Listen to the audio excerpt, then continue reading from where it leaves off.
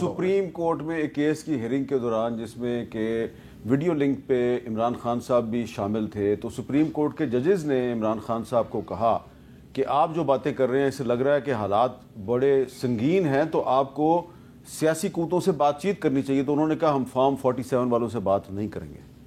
تو اس کی بھی وجہ ہے نا، اس کے پیچھے ایک منطق ہے۔ اب دیکھیں یہ ہمیں راہ دکھاتے ہیں کہ جی اگر آپ کو مسئلہ ہے ریگنگ، ابھی جیسے انہوں نے کہہ دیا کہ جی مولانا کا مینڈیٹ جو ہے وہ تو تحریک انصاف نے چرایا ہے تو ان کو تحریک انصاف پر بات کرنی چاہیے۔ نہیں، کسی ہم یہ بات نہیں کر رہے ہیں، ہم سسٹم کی بات کر رہے ہیں۔ اب اس سسٹم میں ہمیں اپراہ دکھاتے ہیں کورٹس کی، ہمیں اپراہ دکھاتے ہیں الیکشن کمیشن کی، ہمیں اپراہ دکھاتے ہیں الیکشن ٹریبیونلز کی۔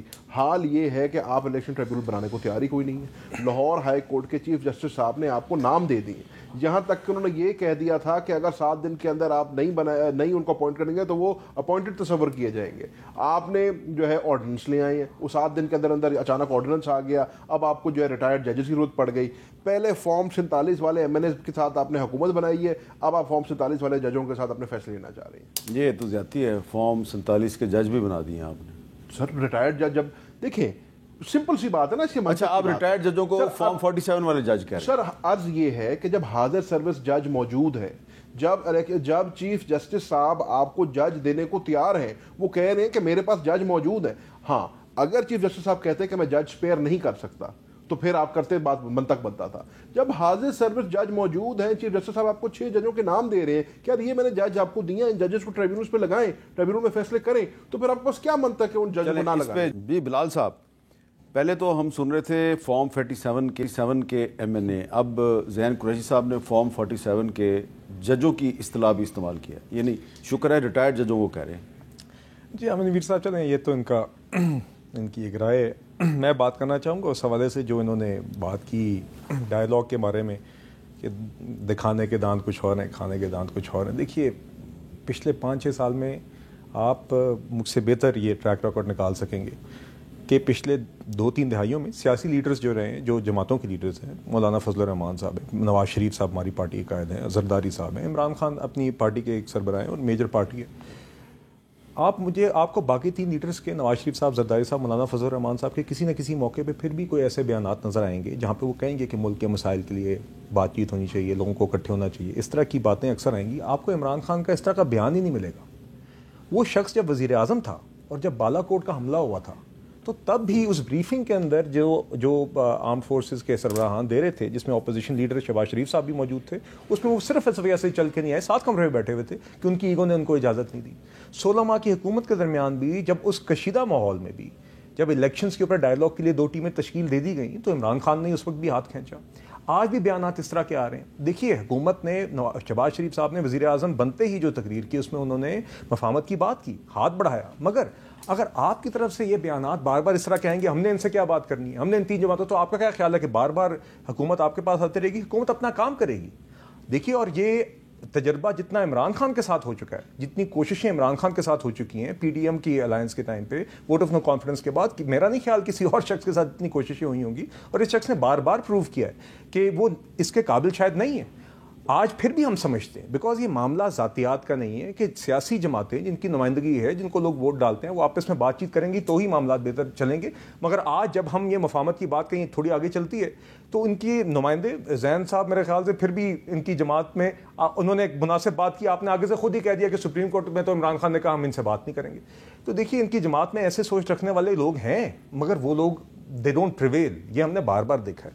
اسی لیے جب بھی یہ بات آگے چلتی ہے تو یہ بار بار اپنا ہاتھ کھینچ لیتے ہیں، اور اگر اسی طرح یہ ہاتھ کھینچتے رہیں گے اور یہ سمجھتے رہیں گے بار بار کہ کوئی مجبوری ہے ہماری یہ بات کرنا، تو یہ بھی ان کی خام خیالی ہے، اس لیے بار بار یہ بات۔ بلال صاحب دیکھیں، بات یہ ہے کہ اگر پچھلے سال 9 مئی میں جو لوگ گرفتار ہوئے، اگر 9 مئی کے الزامات ان پہ ثابت نہیں ہوتے اور عدالت ان کو رہا کرتی ہے، ان کو کسی اور کیس میں پکڑ لیا جاتا ہے۔ اچھا میر صاحب میں اس میں ایڈ کرتا ہوں، ہاں وہ میں اب میں بلال بھائی کی بات سے ایگری کر رہا ہوں۔ وہ کہتے ہیں مفاہمت کی انہوں نے بات کی، وہی والی بات ہوگی نا، کھانے کے دانت اور دکھانے کے اور۔ سر مفاہمت کی صرف بات ہوئی، وزیر اعظم پاکستان نے اسی تقریر میں جس کا یہ حوالہ دے رہے ہیں، انہوں نے فلور آف دا ہاؤس پہ کہا تھا کہ وہ لوگ جن کے اوپر 9 مئی میں کوئی چیز ثابت نہیں ہوئی، آپ نے کہا جی فیشل ریکگنیشن سافٹ ویئر استعمال کیا گیا، جیو فینسنگ کی گئی، شواہد اکٹھے کیے گئے، CCTV فوٹیج موجود ہے۔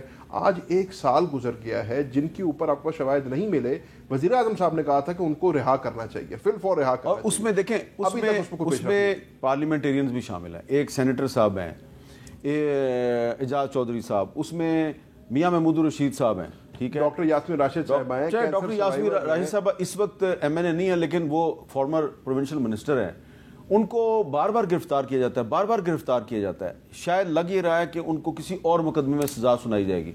तो जब अदालतें रहा करेंगी और उनको आप जेल में ही रखेंगे तो फिर कैसे PTI मुज़ाकरात करे आपसे? जी देखिए, मैं हामिद मीर साहब, बात यह कि जो केसेस कोर्ट में हैं वो तो कोर्ट फैसले करेगी। गिरफ्तारियां भी अब 9 मई के हवाले से होती हैं, अगर वो अपना केस प्रूव कर लेते हैं तो वो बरी हो जाएंगे। हम तो जी इन चीज़ों पे नहीं पढ़ते जो इमरान खान साहब जिनमें पढ़े थे कि अमेरिका जाके नवाज शरीफ साहब के सेल से AC उतारने की बात करें। शहबाज शरीफ साहब का देखें कि उनको कुर्सी तो नहीं मिल गई कि वो नमाज़ पढ़ सकें। राना सनाल्लाह को गद्दा ना मिले, लोगों को खाना ना मिले, ये तो इमरान खान साहब के शौक़ थे जिनने पूरे किए बतौर वज़ीर आज़म। तो देखिए, इसलिए अगर आप बात करेंगे कि MNAs को, पार्लियामेंटेरियंस को अरेस्ट करना, तो हमारी एक लंबी कतार है जिससे आप 18 के बाद से आप वाकिफ़ हैं। लेकिन ये कब खत्म होगी? मगर देखिए, मेरा ख्याल है कि आप एहसन इकबाल को एक नारोवाल स्पोर्ट्स कॉम्प्लेक्स के केस को 9 मई की केसेस के साथ ये इक्विवेलेंस बनती नहीं है माजरत के साथ।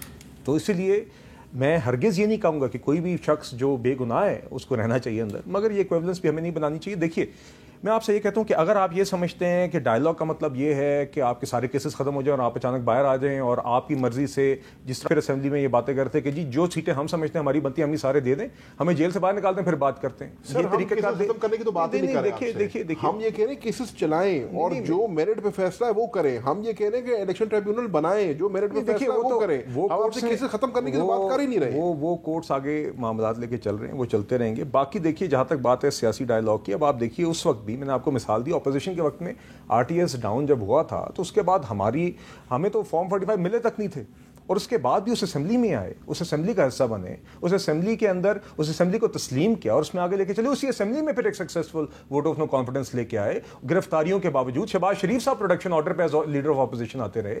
तो देखिए, अगर आपका कोई जमहूरी रवैया तो यही तरीक़ाकार है। दूसरी बात, मैं ज़रा एक चीज़ एड्रेस करना चाहूँगा आपकी इजाज़त से, जो उन्होंने अली अमीन गड्ढापुर साहब के बारे में बात की, मुझे कभी कभी जी उन पर माजरत के साथ तरस आता है, बिकॉज हुकूमत के आगाज़ में उनका रवैया रिलेटिवली मेच्योर था। मैं शोज़ पे जाके ये बात करता रहा, स्मगलिंग के ऊपर मैं एक मीटिंग में मौजूद था, एपेक्स कमेटी की मीटिंग हुई, उसमें उन्होंने अपना मौक़िफ़ पेश किया, प्राइम मिनिस्टर ने अपना किया, CMs ने अपना किया, और एक संजीदा का गुफ्तगू एक अहम इशू पे हुई। फिर अचानक जिस तरह आपने कहा, उन्होंने कहा जी KP गवर्नर को मैं KP हाउस से निकाल दूंगा, इस्लामाबाद पे मैं चढ़ाई कर दूंगा। लेकिन देखिए ना, कुछ वादे किए गए थे, उनसे कहा जी चीफ सेक्रेटरी बदल देंगे, IG बदल देंगे, नहीं बदलते आप? नहीं मीर साहब, मेरी गुजारिश सुने।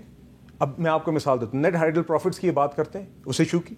वो इशू तब का एक इंस्टीट्यूशनल और सूबे और वफाक के बीच में इशू चल रहा है, जब इनकी दोनों जगहों पे हुकूमतें थी, तब भी वो मसला हल नहीं हो सका। ये एक डायलॉग है, दीगर चीज़ों के ऊपर आपकी डिसएग्रीमेंट्स होती हैं। हमारी अपनी जमात की दो हुकूमतों के अंदर एक मामलात रियासती चलते रहते हैं। इसका मतलब ये तो नहीं है कि आप कहें कि मैं इस्लामाबाद पे चढ़ाई कर दूंगा, मैं पेस्को का टेबल नहीं, मगर मेरी डायलॉग एंगेज भी तो होना चाहिए। मुझे मेरा हल ये तो नहीं है कि अगर आपको उनकी बात ना गुजरे तो आपको ऐसे allow me to complete the point. मैं सिर्फ इतना कहना चाह रहा हूँ कि मेरा ख्याल है कि इन मामलात के मेरिट्स के साथ अली अमीन गंडापुर साहब के रवैये का कोई ताल्लुक नहीं है। जब भी वो थोड़े से मुनासिब होते हैं, उनकी जमात से इनको प्रेशर आता है, he starts playing to the gallery. अब आपने देखा रिसेंटली फिर एक खुशाइन डेवलपमेंट हुई कि वो मिनिस्टर ऑफ पावर और इंटीरियर मिनिस्टर के साथ बैठे। ये खुशाइन बात है, यही तरीक़ाकार मुनासिब है।